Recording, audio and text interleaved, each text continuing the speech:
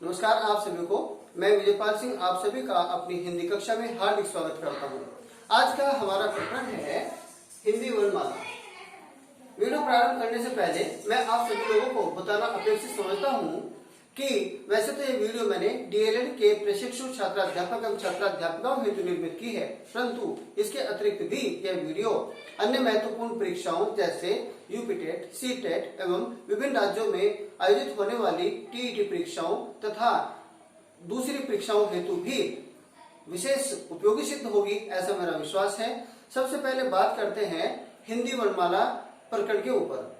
हमने हिंदी वर्णमाला प्रकरण को इसलिए आप लोगों के लिए लाना उचित समझा क्योंकि इसी प्रकरण से अनेक प्रश्न परीक्षाओं में बनते हैं और चूंकि बच्चे इसको छोड़ देते हैं, इस पर ज्यादा गंभीरता से नहीं देखते हैं, तो इस लिहाज से इसमें से प्रश्न बच्चों से छूट जाते हैं और उनका बहुत कहूं कि लाभ नहीं होता है, नुकसान ही होता है। तो ऐसे में आप लोगों से ये आग्रह करूंगा कि ये जो वीडियो है इसको आप स्किप करके नहीं देखिएगा, क्योंकि शुरू से आगे तक यदि आप देखेंगे तो जरूर आपकी समझ में आएगा। और आज हम इससे कवर करने जा रहे हैं बहुत सारे प्रश्न। तो आइए हम वीडियो प्रारंभ करते हैं। सबसे पहले प्रश्न उठता है कि वर्णमाला किसे कहा जाता है। किसी भी भाषा के वर्णों का समूह ही वर्णमाला कहलाता है। और वर्ण क्या होते हैं? जब हम कुछ बोलना चाहते हैं तो हम अपने बोलते समय जो अनायास ही फेफड़ों से वायु निकलती है और वो श्वास मार्ग से होती हुई हमारे स्वर यंत्र, जिसको वाक् यंत्र कहा जाता है, से होती हुई सीधा कंठ मार्ग से होती हुई विभिन्न मुख के विभिन्न अवयवों से स्पर्श करती हुई या बिना स्पर्श के बाहर निकलती है और वो जो ध्वनि होती है उसको ही हम वर्ण कहते हैं। और वो जो वर्ण होते हैं जिन चिन्हों के द्वारा चिन्हांकित किए जाते हैं उसी को लिपि कहा जाता है।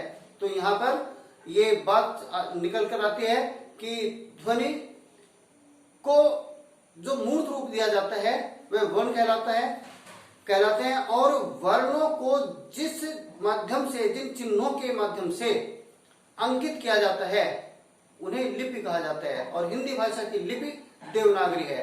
तो सबसे पहले हम कोशिश करेंगे कि आप लोगों को हिंदी वर्णमाला बिल्कुल व्यवस्थित क्रम से लिखनी आनी चाहिए।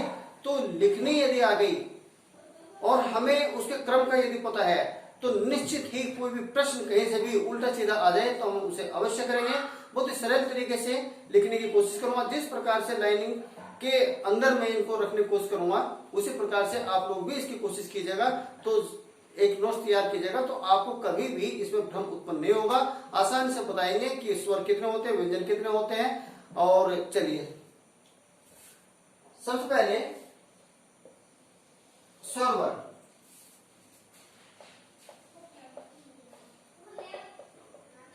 स्वर हमारी हिंदी भाषा में 11 होते हैं, जो हैं अ, आ, ई, उ, रे, ए, आई, ओ, औ। इस प्रकार से इसको लाइन में रखेंगे तो इनकी संख्या हुई 11। फिर दूसरे स्तंभ में व्यंजन रखेंगे। व्यंजन हमारे हैं क, ख, ग, घ, अंग, च, छ, ज,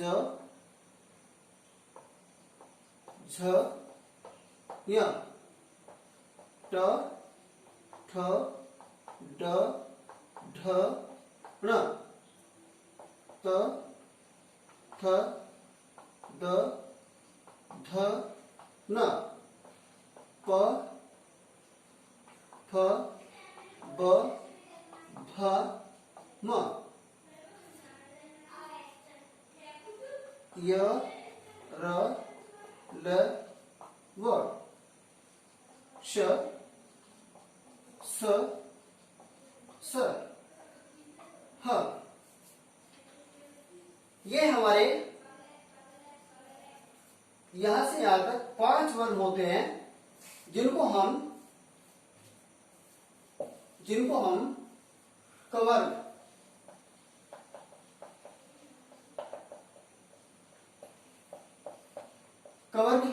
के नाम से जानते हैं। ये हमारे चवर्ग, ये टवर्ग, ये तवर्ग, पवर्ग, और ये हमारे जो वर्ण होते हैं अंतस्थ व्यंजन, और ये हमारे ऊष्म या शुष्क व्यंजन। ये जो 5 वर्ग होते हैं कवर्ग, चवर्ग, टवर्ग, तवर्ग और पवर्ग, ये हमारे 5 वर्ग होते हैं। इनमें 5-5 वर्ण होते हैं, तो 25 वर्ण होते हैं यहां से यहां तक। इन्हीं को स्पर्श व्यंजन कहा जाता है। स्पर्श व्यंजन कहा जाता है। प्रश्न आता है कि स्पर्श व्यंजन कितने होते हैं? 25 होते हैं। तो यहां पर ये स्पर्श व्यंजन क्यों होते हैं उसके बारे में जान लेते हैं। कंठ, मैं कोष्ठक में रखूंगा तालु, मूर्धा,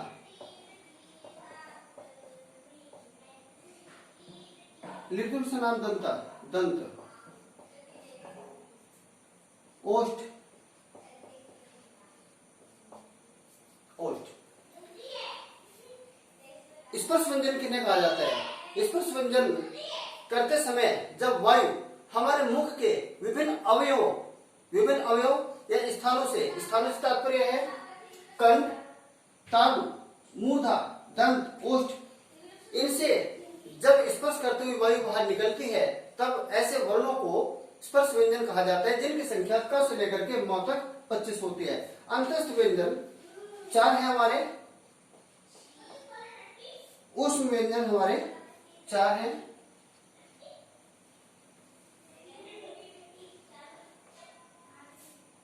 और इनकी पूरी संख्या जो होती है वो 33 है। इसके पश्चात संयुक्त व्यंजन,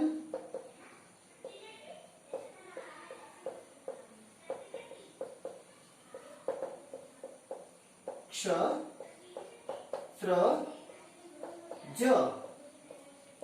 श्र, इनकी संख्या होती है 4।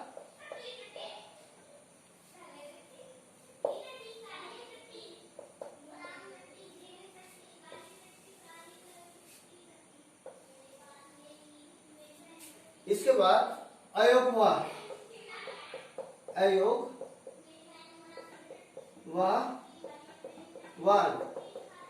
ये होते हैं अनुस्वार और विसर्ग,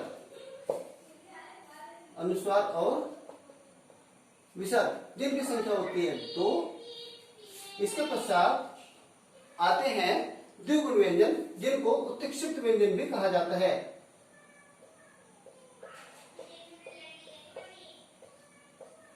उत्क्षिप्त व्यंजन या द्विगुण व्यंजन,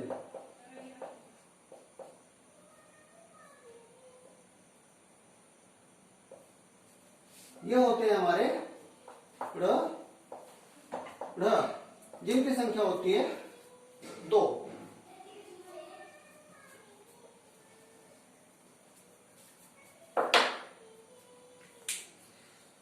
तब आप ध्यान दीजिएगा, ये हमारी हिंदी वर्णमाला का व्यवस्थित क्रम है।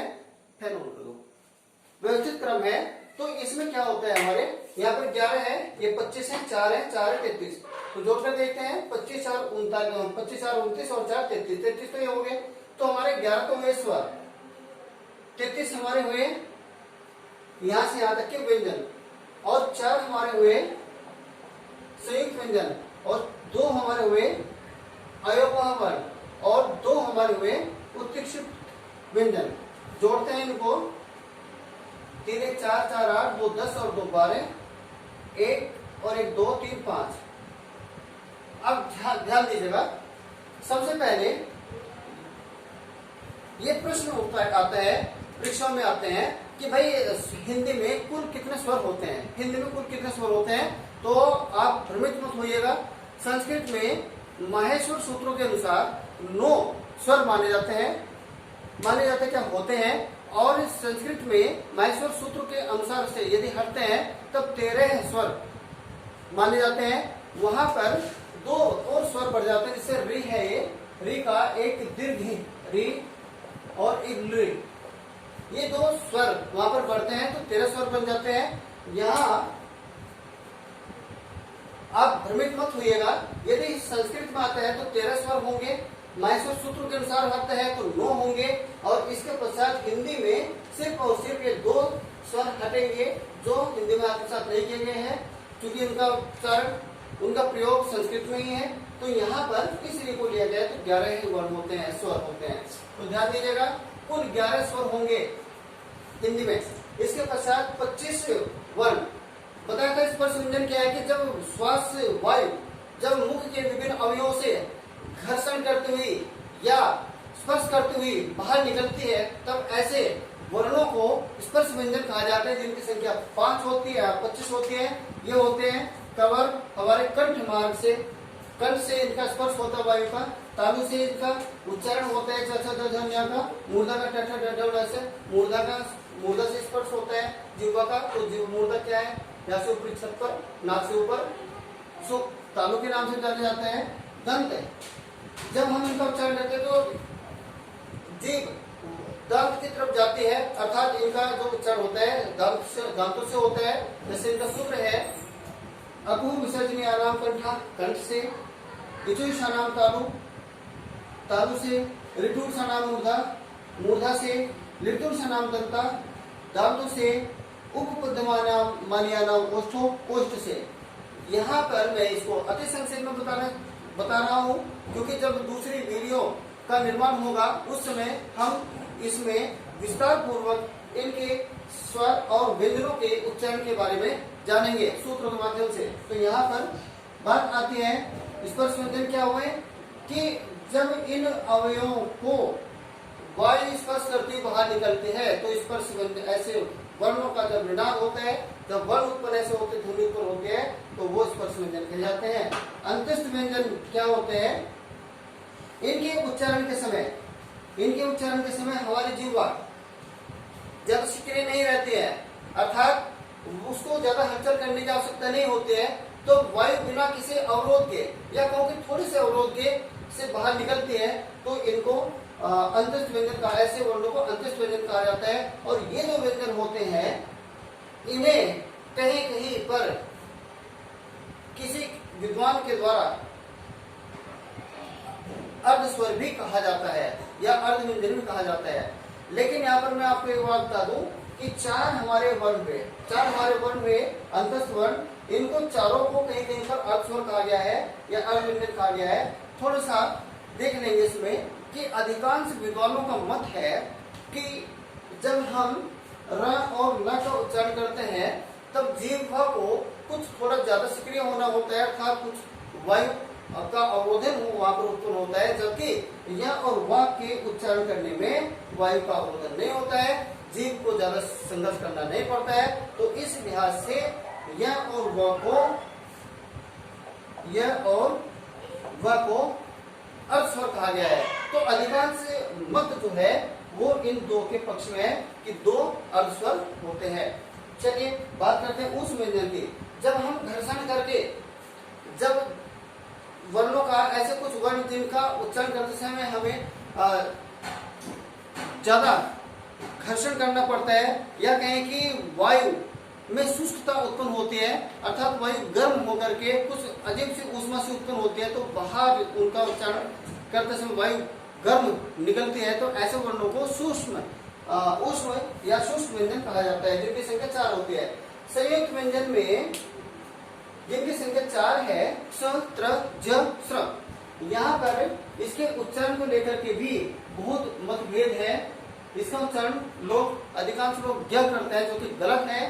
तो इसका उच्चारण जो होगा, शुद्ध उच्चारण जो होगा वो ज और यह होगा, अर्थात सीधा सीधा ऐसे भी इसको लिख सकते हैं, जो इसका उच्चारण होना चाहिए।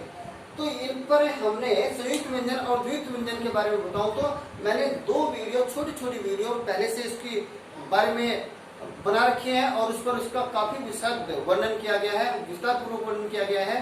तब संयुक्त वर्ण और द्वित्व व्यंजनों के बारे में विस्तार पूर्वक जानने के लिए आप उन पहले 2 वीडियो जो इनसे पहले बने हुए हैं उनको देख लीजिएगा, तो ये सारे स्पष्ट हो जाएंगे।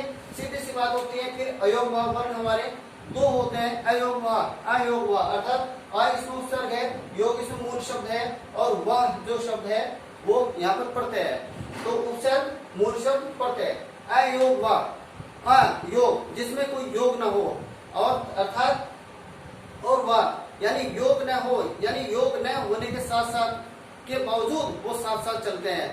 और वो क्या है, स्वर और व्यंजनों का मेल। ये जो अंग है इसमें अ और अर्ध न है कि ध्वनि उत्पन्न होती है। अह में अ है और अर्ध ह की ध्वनि उत्पन्न होती है, तो इसे बोला जाता है अन और अह। तो यहाँ पर ये स्वर भी है और व्यंजन भी है, इस लिहाज से इनको इनके और इनके बाद इसको रखा गया है। वैसे क्रम चाहे कोई सा भी हो, पर इतना जरूर है कि ये हमारे स्वर और व्यंजनों के मेल से बने हैं। आपने जब आप लोग छोटे थे, क्योंकि जब कक्षा 1-2 में पढ़ते थे तो आप बच्चे थे, तो उस समय आप लोगों ने महसूस किया और देखा होगा उन छोटी छोटी किताबों में अन और अह को यहाँ पर स्थान दिया गया है। वो क्यों दिया गया है कि छोटे बच्चों को इनके वर्गीकरण को तो पता नहीं है, उन्हें ये नहीं पता है कि वो अनुस्वार है या विसर्ग है, बस उनको एक डायरी सिखाया जाता है, सीखने के माध्यम से ऐसा है। जबकि आप जब जो बड़े होते चले जाते हैं तब इनका वर्गीकरण कर दिया जाता है, और वर्गीकरण ऐसा हो गया तो ये यहाँ पर अलग छट गए हैं। 2 हमारे उत्क्षिप्त व्यंजन है। उत्क्षिप्त मतलब जिन वर्णों के उच्चारण में जिह्वा हमारे मूर्धित क्षेत्र में, मूर्धार अर्थात जो हमारे ऊपरी छत है, इसको तालु के नाम से जाना जाता है। और तालु को भी 2 मुख्य भागों में बांटा जाता है, कठोर तालु और कोमल तालु। तो जो ऊपर की जो छत है हमारी, इसको मूर्धित क्षेत्र, मूर्धा क्षेत्र बोला जाता है। जब हमारी जिह्वा ऐसे वर्णों का उच्चारण करती है जिसमें जिह्वा हमारी ऊपर की छत को टकराने की कोशिश करते हैं, वहां पर जाने की कोशिश करते हैं, तो ऐसे वर्णों को मूर्धित या मूर्धन्य वर्ण कहा जाता है। तो यहाँ पर ड़ और ड़, जब हम इसका उच्चारण करते हैं ड़ और ड़, जैसे इनसे निर्मित हुआ सड़क, पहाड़, और इससे निर्मित हुआ आढ़ती या ओढ़नी, शब्द है ओढ़नी। तो यहाँ पर ये जो ड़ है, सड़क, ये बीच में वर्ण आया, ये बाद में वर्ण आया, ये बीच में है और ये भी बीच में है। तो यहाँ पर ड़ और अढ़, चूंकि इनमें 2 गुण पाए जाते हैं। 2 गुण कौन से? ये ट वर्ग के हैं, नंबर 1, इनके नीचे बिंदी लगी हुई है जिसको नुक्ता या निम्न बिंदु भी कहा जाता है, ये लगा हुआ है, और इसलिए इनको 2 गुण होने के कारण इनको द्विगुण का व्यंजन कहा जाता है। उत्क्षिप्त इनको क्यों कहा जाता है कि जब जिह्वा से हम जब इनको उच्चारण करते हैं तो जिह्वा सक्रिय हो जाती है, और जैसे हम कहेंगे अड़, तो अड़ में ऊपरी छत से जब जिह्वा टकराती है तब वो वायु को अवरुद्ध कर देती है, और जब वायु अवरुद्ध हो जाती है तो जिह्वा उसको झटके के साथ बाहर निकालते हैं, अर्थात उसको फेंक देती है। और जब जिह्वा वायु को फेंक देती है तो ऐसे फेंके गए वर्णों को ही उत्क्षिप्त व्यंजन कहा जाता है। संक्षेप में दोहरा लेते हैं क्योंकि इससे बहुत प्रश्न स्पष्ट हो गए हैं हमारे। क्या है? नंबर 1, स्वर हमारे कितने होते हैं? 11 होते हैं। स्पर्श व्यंजन हमारे कितने होते हैं? 25 होते हैं। हमारे अंतस्थ व्यंजन कितने होते हैं? 4 होते हैं। उस व्यंजन हमारे कितने होते हैं? 4 होते हैं। ये प्रश्न आते हैं, इसमें ऐसे प्रश्न बनेंगे कि उस व्यंजन कहा जाता है, इनमें से कोई 2-3 वर्ण दे देंगे और सीधा एक वर्ण इसमें से उठाकर दे देंगे, कहेंगे कि भाई बताओ इसमें कौन सा उस व्यंजन है। क्योंकि आपने इस प्रकार की तालिका जो मैंने बनाई है, इस प्रकार से आपने अगर यदि इसको नोट्स में ऐसे बनाया है, यहाँ पर स्वर लिख दिए है, और फिर आपने एक व्यंजन की जो हमारे मूल व्यंजन है और जो जिनकी संख्या 33 है। आपने इस प्रकार की तारीफ क्या बनाई है और फिर आगे से इस प्रकार से संयुक्त व्यंजन आप लिखेंगे, अयोगवाह लिखेंगे, उत्कृष्ट व्यंजन लिखेंगे, तो मैं नहीं समझता कि कहीं भी किसी भी स्तर पर आपसे कोई भ्रम उत्पन्न होगा और आप इसको हिंदी वर्णमाला जो बहुत विस्तृत वर्णमाला मानी जाती है, दीर्घ वर्णमाला मानी जाती है, आप उसको सुव्यवस्थित क्रम से लिखना सीख जाएंगे। बस स्टेप आपको 2 ही लेने हैं, ये इस प्रकार से अपनाने हैं। पहला चरण, दूसरा चरण जो स्तंभ का बनाया, तीसरा बनाया, चौथा बनाया, 5 बनाया, कुल 5 इसके आपको स्तंभ बनाने हैं और 5 स्तंभों से ही आप इसको पहचान जाएंगे। अच्छा, बात आती है कि 33 से हमारे मूल व्यंजन है, इतनी सीधी सी बात है। 11 स्वर हो गए हमारे, स्वर हमारे 11 हुए और मूल व्यंजन जो है हमारे 33 हुए। यहाँ पर 4 हमारे संयुक्त व्यंजन हुए, संयुक्त व्यंजन हुए और 2 हमारे अयोगवाह हुए,